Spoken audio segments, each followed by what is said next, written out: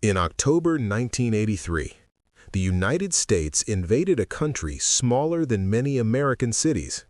No declaration of war, no long warning. Just 6,000 U.S. troops, helicopters roaring at dawn, and a Caribbean island thrown into chaos. The target? Grenada, a tropical paradise of beaches and palm trees. But beneath the beauty, there was a violent coup, executions, Cold War paranoia, Cuban soldiers, and American medical students trapped in the middle. This is the dramatic true story of Operation Urgent Fury, the invasion that shocked the world, divided America, and changed U.S. military history forever. Grenada is a tiny island in the Caribbean, population less than 100,000. In 1979, a charismatic Marxist leader named Maurice Bishop seized power in a bloodless revolution. People loved him.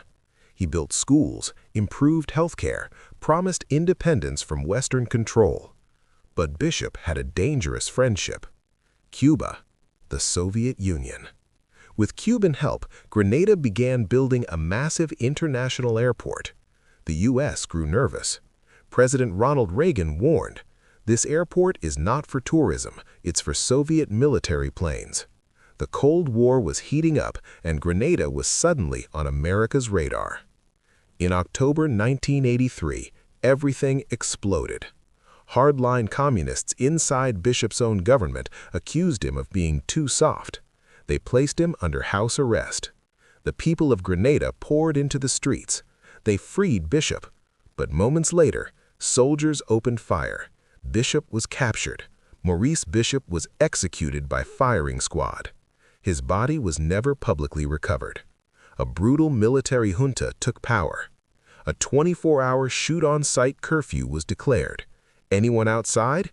Dead. Now comes the trigger. On Grenada were nearly 1,000 American medical students. The U.S. feared hostages, another Iran-style crisis, Soviet-Cuban expansion in the Caribbean. 6 neighboring Caribbean nations begged the U.S. to intervene. President Reagan made his decision. The mission? Rescue American students, overthrow the junta, eliminate Cuban military presence. Time to invade. U.S. SEALs parachuted into darkness. But everything went wrong. Bad maps, outdated intelligence, communication failures. Some SEALs drowned during insertion. Others were surrounded by enemy fire. Meanwhile, U.S. Army Rangers assaulted the airport. Cuban construction workers fought back, armed and trained. Grenadian forces resisted fiercely. American troops expected light resistance. They were wrong. Helicopters were shot down. Soldiers fought street to street. Yet, slowly, the U.S. pushed forward. The most critical mission: rescue the medical students. Troops reached the campus. The students were alive. They cheered as U.S. soldiers arrived. One student later said, "We didn't know if we'd live or die. Then we saw American uniforms." Within days, nearly 800 students were evacuated safely. The mission was succeeding.